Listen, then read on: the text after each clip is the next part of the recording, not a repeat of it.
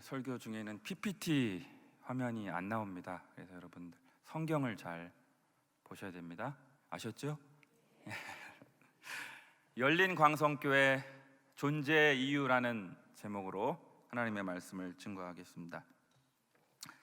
안식년을 포함 지난 8년 동안 거룩한 빛 광성교회에서의 저의 사역이 교회 개척으로 열매 맺도록 인도해 주신 성삼위 하나님께 영광과 찬송을 올려드립니다.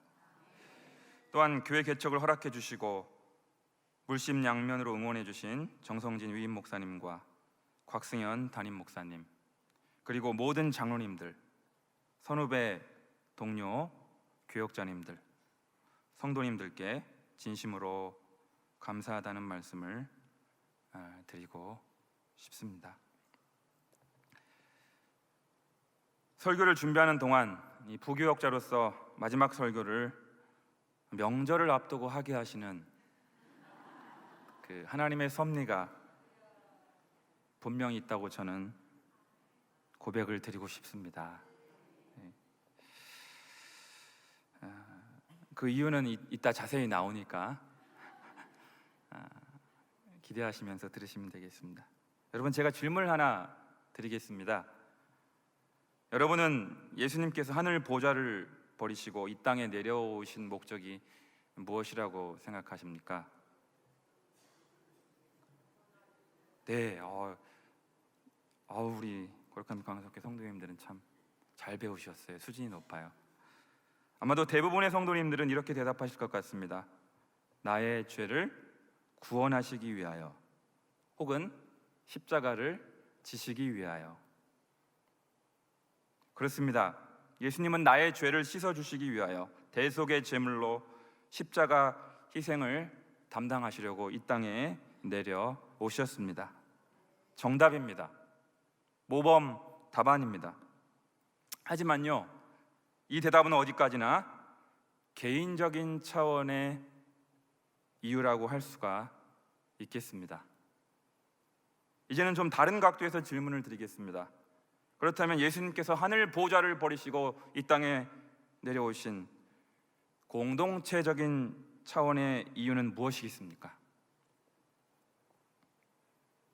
마태복음 12장, 마가복음 3장, 누가복음 8장에 공통적으로 등장하는, 이 공관복음에 공통적으로 등장하는 한 사건이 있습니다.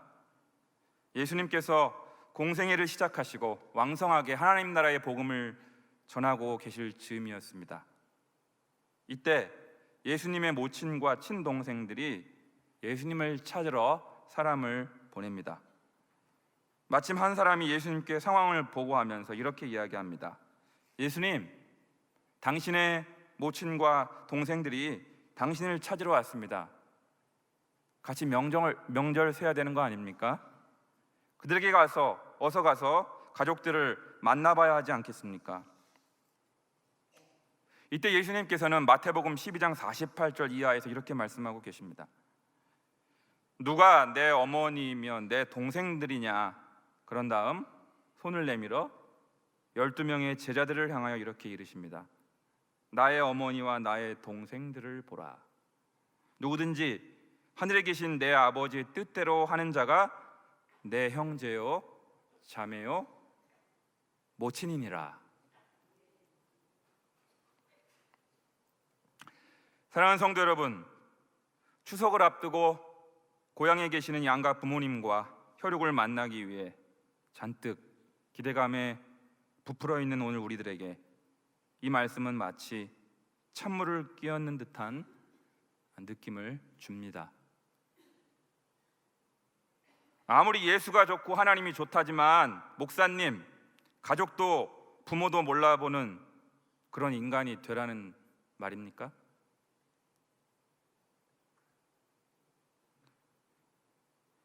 사랑하는 성도 여러분, 저는 교회를 다니는 부모님 슬하에서 태어나 초등학교 때부터 교회를 다녔습니다.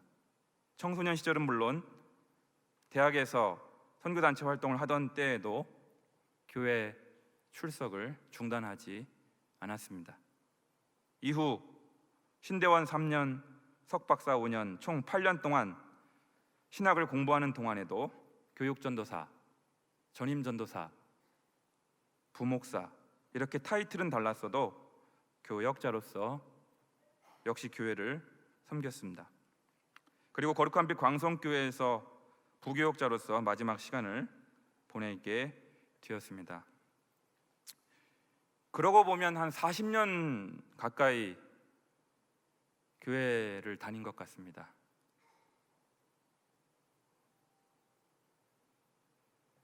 안식년 기간 동안 하나님께서는 저로 하여금 그동안 미뤄두었던 학위 논문 주제에 천착하게 하셨습니다. 동시에 과연 교회란 무엇인가라는 질문에 깊이 몰두하게 하셨습니다. 그것은 제가 교회 개척을 염두에 두었기 때문이 아닙니다. 적어도 목사라면 기존 교회에 부임을 받던지 혹은 새롭게 교회를 개척하든지 교회에 대한 분명한 신학을 가져야 하지 않겠는가라는 목사로서의 절박한 문제의식 때문이었습니다.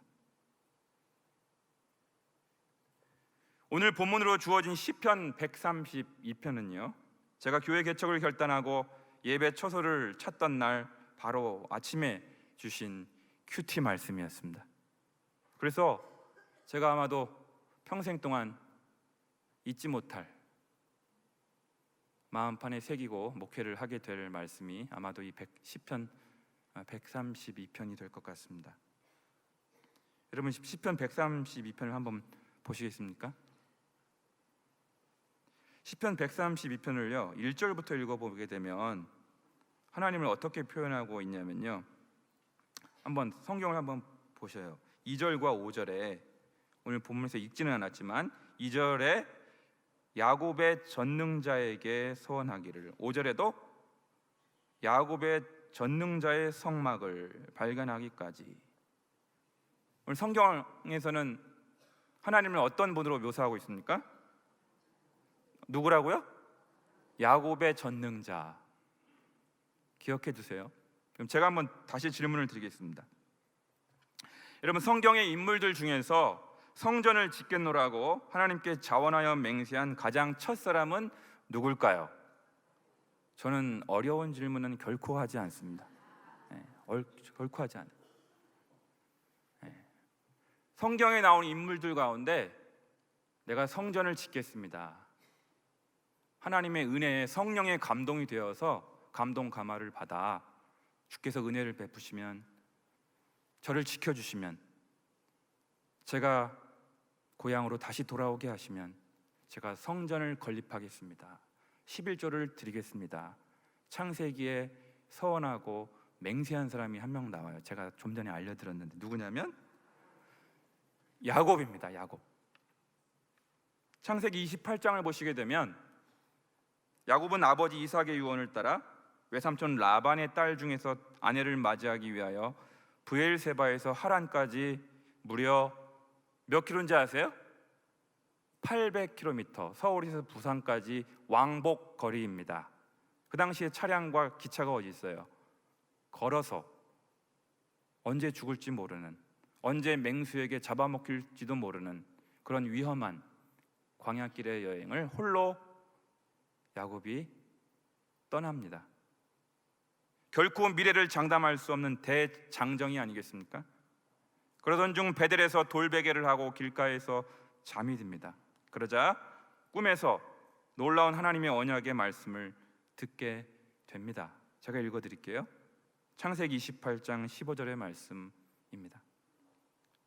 야곱아, 내가 너와 함께 있어 내가 어디로 가든지 너를 지키며 너를 이끌어 이 땅으로 돌아오게 할지라. 내가 내게 허락한 것을 다 이루기까지 너를 떠나지 아니하리라. 할렐루야. 이 놀라운 하나님의 현현에 잠에서 깬 야곱은 강렬한 하나님의 임재의식에 사로잡혀 그 자리에서 돌기둥을 세우고 이렇게 맹세하며 서원하게 됩니다. 창세기 28장 20절의 말씀 제가 읽어드립니다. 하나님이 나와 함께 계셔서 내가 가는 이 길에서 나를 지키시고 먹을 떡과 입을 옷을 주시어 내가 평안히 아버지 집으로 돌아가게 하시오면 여호와께서 나의 하나님이 되실 것이요 내가 기둥으로 세운 이 돌이 하나님의 집이 될 것이요. 성전 봉헌에 대한, 성전 건립에 대한 강렬한 의지의 표명 아닙니까? 그런데요, 이 뜻을 이뤘을까요? 못 이뤘을까요?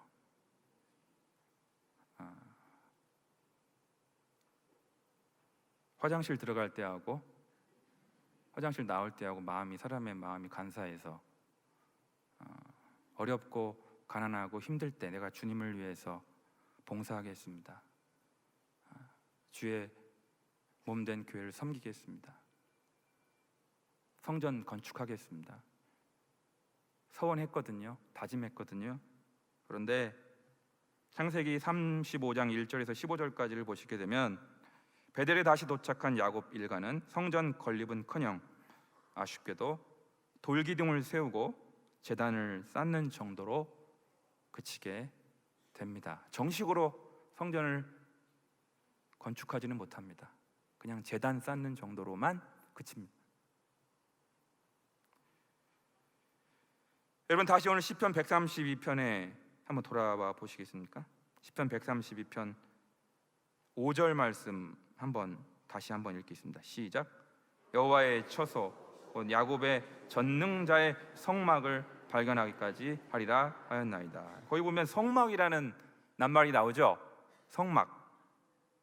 이 시편 132편 5절에 등장하는 성막은요, 출애굽기에 등장하는 그 천막, 텐트 형태의 그 성전을 가리키는 것이 아니고요, 건물로서의 성전을 가리키는 히브리어 미쉬카노트를 지칭합니다.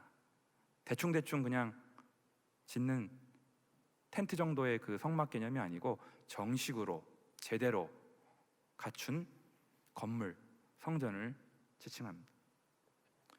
그러므로 다윗은 그 옛날 야곱과 심지어 모세조차도 이루지 못한 건물로서의 성막, 곧 성전을 온 정성을 다하여 발견하고자 한 것입니다. 그리고 그것을 찾았을 때 하나님께 엎드려 예배하고자 하였던 것입니다. 사랑하는 성도 여러분, 그러나 하나님께서는 우리 모두에게 이 시간 시편 132편 13절을 통하여 우리에게 말씀하고 계십니다. 우리 13절 14절만 우리 함께 읽겠습니다. 본문 13절 14절 시작. 여호와께서 시온을 택하시고 자기 거처를 삼고자 하여 이르시기를 이는 내가 영원히 쉴 곳이라 내가 여기 거주할 것은 이를 원하였음이로다. 할렐루야. 시온을 택하신 분이 누구시라고요? 다윗이요? 모세요? 야곱이요? 아님. 시온을 택하신 분이 누구라고요? 여호와 하나님께서 택하셨다. 이곳을 자기 거처로 삼고자 하신 분이 누구시라고요? 야곱입니까? 다윗입니까? 주어가 누구죠? 여호와 하나님께서 내가 이곳을 내 거처로 삼겠다. 내가 이곳을 거처로 삼고 영원토록 나의 쉴 곳으로 삼고 여기에 거주할 텐데 이것을 원하신 분이 누구시라고요? 여호와 하나님이시라는 것입니다. 할렐루야. 하나님이 이를 계획하셨고 하나님께서 이를 원하셨다라는 것입니다. 신약적인 의미로 해석하자면 예수님께서 마태복음 16장 18절에서 내가 이 교회를 세우리라, 내가 내 교회를 세우리라. 하나님의 교회, 그리스도의 몸된 교회를 누가 세우시겠다고요? 예수님께서. 마태복음이니까 거기서는 예수님께서.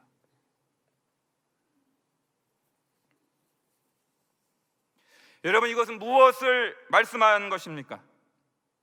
열린 광성교회의 시작은 단순히 김광배 목사 개인의 결정이 아니라 하나님 자신의 선택과 결정에 따른 것입니다.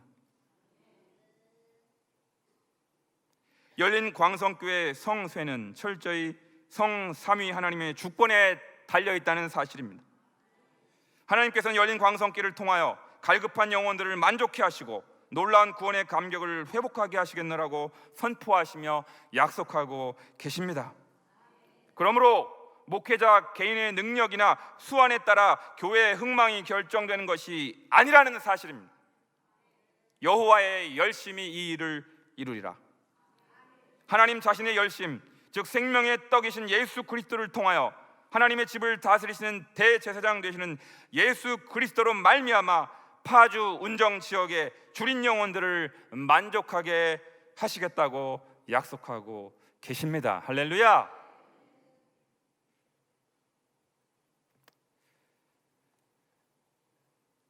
한편 오늘 설교의 신약 본문이 에베소서는요, 우리 장로교의 창시자인 존 칼빈, 장 깔뱅 선생님께서 가장 좋아했던 성경 66권 가운데 답을 말을 해버렸네. 어떤 성경이라고요? 에베소서예요. 우리 장로교 신자들은요, 다른 성경도 귀하지만 이 에베소서만큼은 좀 철저하게 공부하고 좀 읽어볼 필요가 있습니다.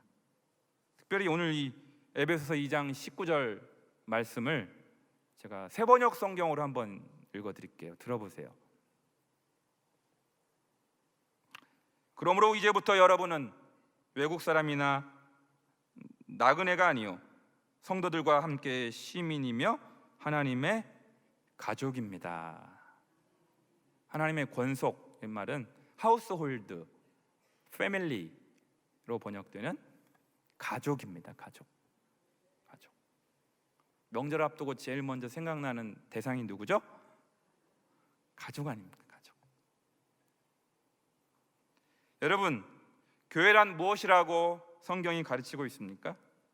교회는 하나님을 아빠, 아버지, 즉 영적 가장으로 모시고 함께 사는 하나님의 가족 공동체입니다. 하나님을 아버지로 모시고 물보다 더 진하고 금보다 더 보배로우신 예수 그리스도의 피로 맺어진 형제 자매가 바로 교회라는 것입니다. 따라서 예수님께서 이 땅에 오신 공동체적인 목적은 바로 그 새로운 차원의 가족 공동체, 영적인 공동체로서의 교회를 형성하시기 위함인 것입니다. 그래서 오늘 명절을 앞두고 이렇게 많이 오실 줄은 저는 상상도 못했어요. 정말입니다. 이렇게 많이, 어떻게 명절을 코앞에 두고 이렇게 많은 분들이 교회에서 예배를 드릴 수가 있지? 깜짝 놀랐습니다. 깜짝 놀랐습니다.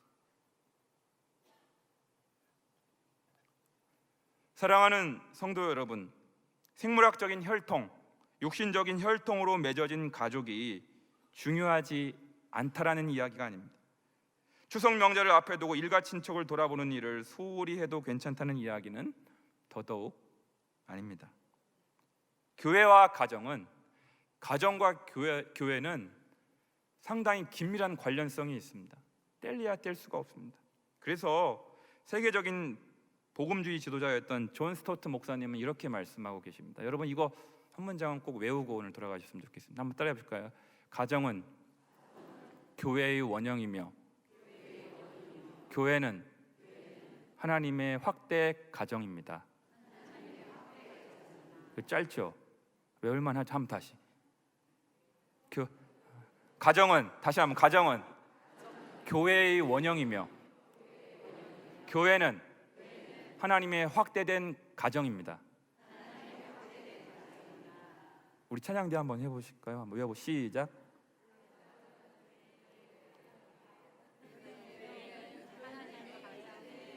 와, 100점.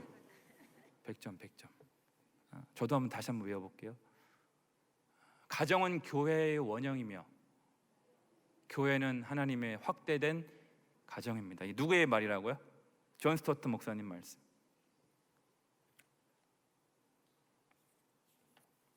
존 스토트 목사님만 이런 이야기를 하시는 것이 아닙니다. 2019년 크리스찬니티 투데이가 올해 최고의 책으로 선정한 폭풍 속의 가정이라는 두꺼운 책이 있습니다. 이 책의 저자인 러셀 무어가 이런 말을 합니다. 교회는 가족 친화적이거나 가족들의 모임이 아니라 가족 그 자체입니다. 따라서 가정과 교회를 이끄는 기술은 같습니다. 그러므로 우리는 사생활이라는 명목하에 고립되어 있지 않고 서로에게 소속되어 있습니다. 또한 가족이므로 서로의 짐을 집니다. 가정을 이끄는 기술과 교회를 이끄는 기술이 다르다고요? 별개라고요? 똑같다고요.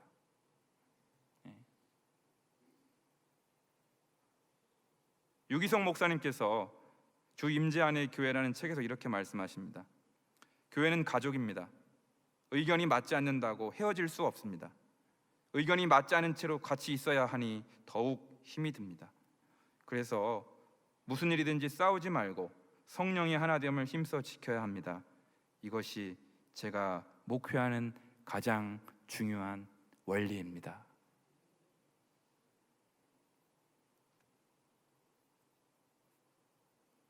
베이직교회 조정민 목사님도 이런 말씀을 하세요.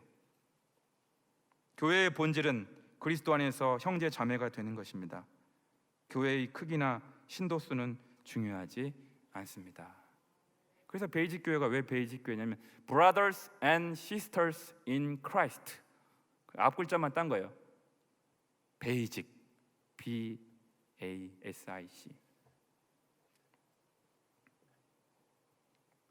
사랑하는 성도 여러분, 그럼에도 불구하고 교회는 하나님의 가족 공동체라는 이러한 성경적 이상과 정신이 오늘날의 현실 교회에 잘 반영되지 못하고 목회 현장에 제대로 구현되지 못하고 있는 것일까요?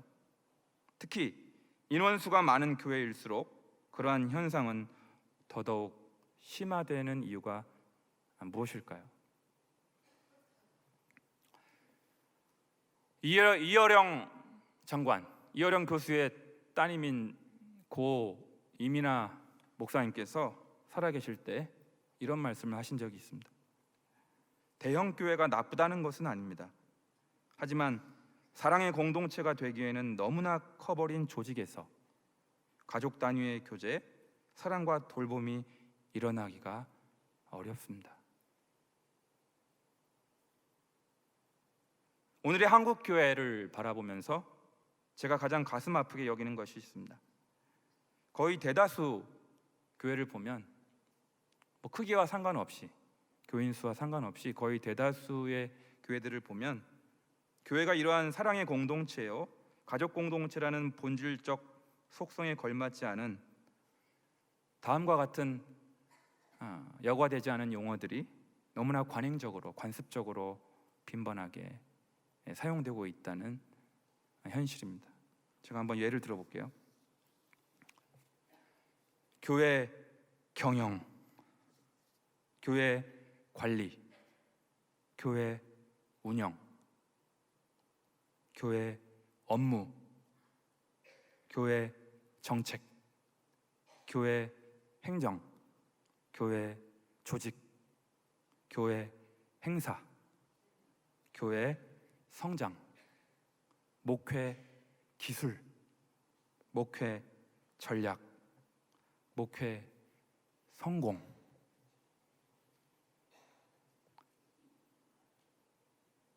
우리가 결혼 생활 안에서, 가정 생활 안에서 잘 걸맞지 않는 용어들이, 낱말들이 버젓이 교회 내에서는 통용되고 있다는 안타까운 사실이죠.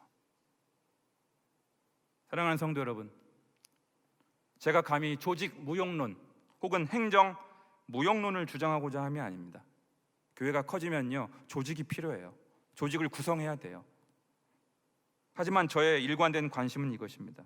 정말로 우리가 그리스도의 피로 맺어진, 보배로우신 그리스도의 피로 맺어진 형제 자매라면 목사와 목사의 관계를 어떻게 설정해야 하느냐 하는 것입니다. 목사와 성도의 관계를 어떻게 설정해야 하느냐는 것입니다. 성도와 성도의 관계를 어떻게 관계 설정해야 하느냐는 것입니다. 돌아보건대 목사와 목사의 관계가 마치 직장 상관과 부하 직원처럼 느껴질 때 참 가슴이 아팠습니다. 목사와 성도의 관계가 마치 물건을 파는 점원과 서비스를 받는 고객처럼 느껴질 때 마음이 쓰라렸습니다.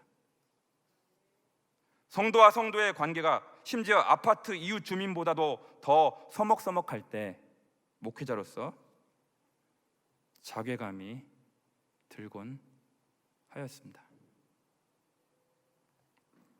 사랑하는 성도 여러분, 하나님께서 이 시간 고린도전서 4장 14절 이하 16절을 통하여 이렇게 말씀하고 계십니다. 한번 찾아볼까요?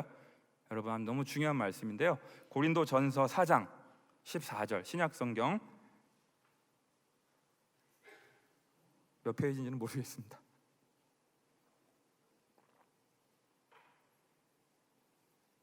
고린도전서 4장 14절, 15절, 16절까지 함께 목사와 성도의 관계를 어떻게 설정해야 하는 것이 성경적으로 온당한가 대답을 주고 있어요. 고린도전서 4장 14, 15, 16절 시작. 내가 너희를 부끄럽게 하려고 이것을 쓰는 것이 아니라 오직 너희를 사랑하는 자녀같이 권하려 하는 것이라. 그리스도 안에서 일만 스승이 있으되 아버지는 많지 아니하니 그리스도 예수 안에서 내가 복음으로써 너희를 낳았음이라. 그러므로 내가 너희에게 권하노니 너희는 나를 본받는 자가 되라. 아멘. 저를 한번 봐주실까요? 목사와 성도와의 관계를 어떻게 설정해야 되냐고요? 스승과 제자의 관계라고요? 교수와 학생 간의 관계라고요? 직원과 고객 간의 관계라고요? 아니에요. 영적 아비, 영적 부모와 뭐라고요? 자녀 관계. 자녀. 부모와 자녀 관계. 부모와 자녀 관계는 뭐예요? 부자 유친. 친밀해야 된다는 것이죠.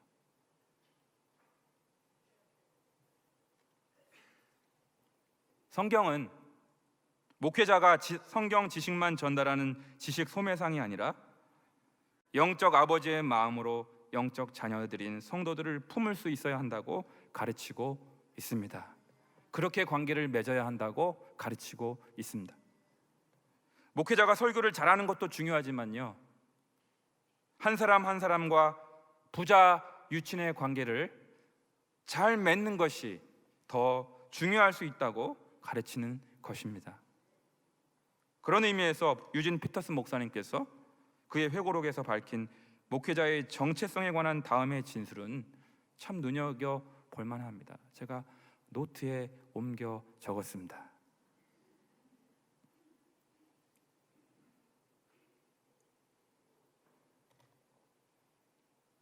목사는 성도들이 하나님을 위해서 무엇을 얼마나 잘했는지 평가하고 성적표를 내주는 학교 선생님이 아닙니다. 목사는 공동체 안에서 유일하게 자기 마음껏 사람들을 있는 그대로 진지하게 봐주고 있는 그대로 받아주고 그들이 하나님의 형상이기에 갖게 되는 존엄성을 회복해 주는 사람입니다. 할렐루야. 이게 목사라는 거예요. 목회자의 정체성이.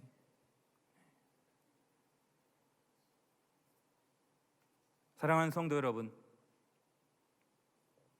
이제 저는 친정인 거룩한 빛 광성교회를 떠나 열린 광성교회로의 분가를 준비하는 시점에 있습니다.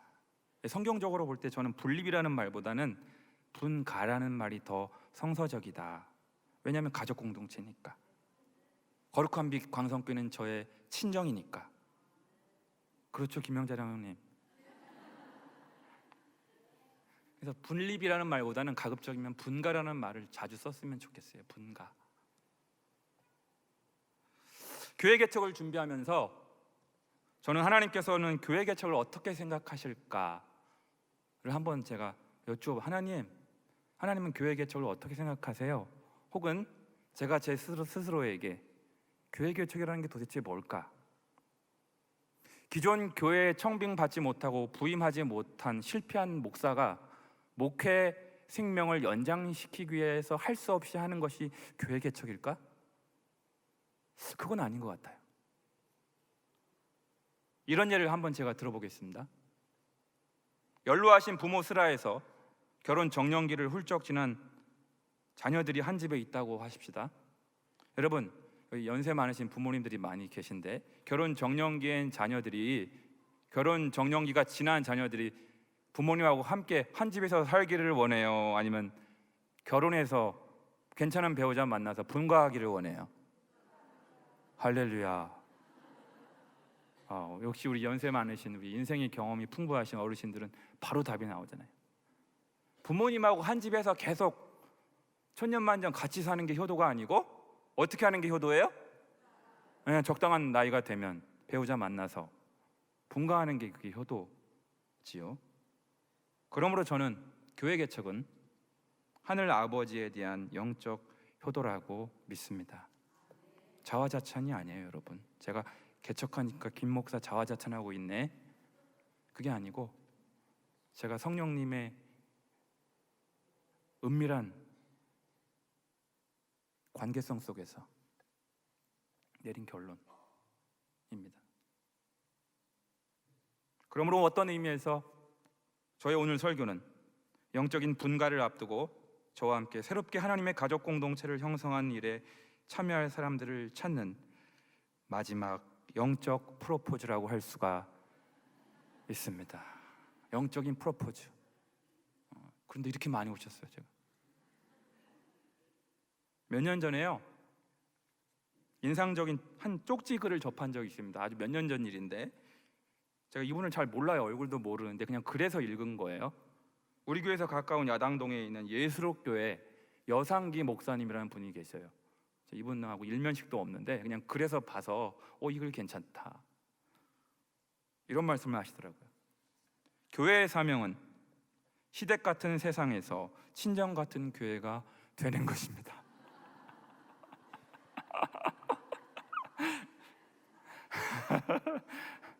잊혀지지가 않아요. 아까 그거보다 외우기가 더 편하지 않아요?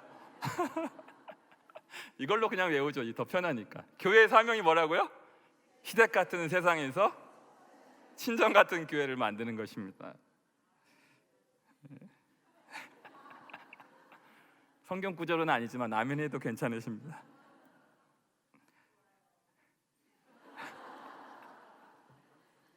사랑하는 성도 여러분, 앞으로 18일 후 2019년 9월 29일에 태어날 열린 광성교회의 비전은 너무나 분명합니다. 첫째, 하늘을 향해 열린 예배 공동체입니다. 한번 따라해볼까요? 하늘을 향해 열린 예배 공동체. 서로를 향해 열린 가족 공동체. 세상을 향해 열린 선교 공동체. 외우기 쉽죠? 그래서 이름이 뭐라고 된 거예요? 그래서 이름이 열린 광성교회입니다. 우리 친정 식구들은 그래도 외우고 계셔야지. 다시 한번. 하늘을 향해 열린 예배 공동체, 서로를 향해 열린 가족 공동체, 세상을 향해 열린 선교 공동체입니다. 이것은 제가 우리 거룩한 빛 광성교회 친정에서 배운 3대 목표 그리고 5대 비전을 창조적으로 재해석하고 재정립한 내용입니다. 열린 광성교회의 존재 이유는 분명합니다. 오직 그리스도 안에서 함께 하나님의 가족이 되어 복음이신 예수님을 따라 하늘을 향해, 서로를 향해, 그리고 세상을 향하여 뻗어 나가는 것입니다. 사랑하는 거룩한 빛 광성교회 여러분, 시댁 같은 세상에서 저와 함께 친정 같은 교회를 함께 만들어 가시지 않으시겠습니까? 기도하겠습니다. 은혜가 풍성하신 하나님 아버지, 부족한 사람을 목사로 불러주시고 친정인 거룩한 빛 광성교회에서 훈련받게 해주시고 이제 열린 광성교회로의 분가를 준비하게 해주심을 감사드립니다. 오 거룩하신 아버지 하나님, 아직 꿈틀꿈틀 태동 중인 열린 광성교회를 불쌍히 여겨주셔서 하나님께서 작정하신 신실한 영적 유모를 보내주시어 건강하고 건전한 교회로 잘 자라게 하여 주시옵소서. 예수님의 이름으로 기도하옵나이다. 아멘.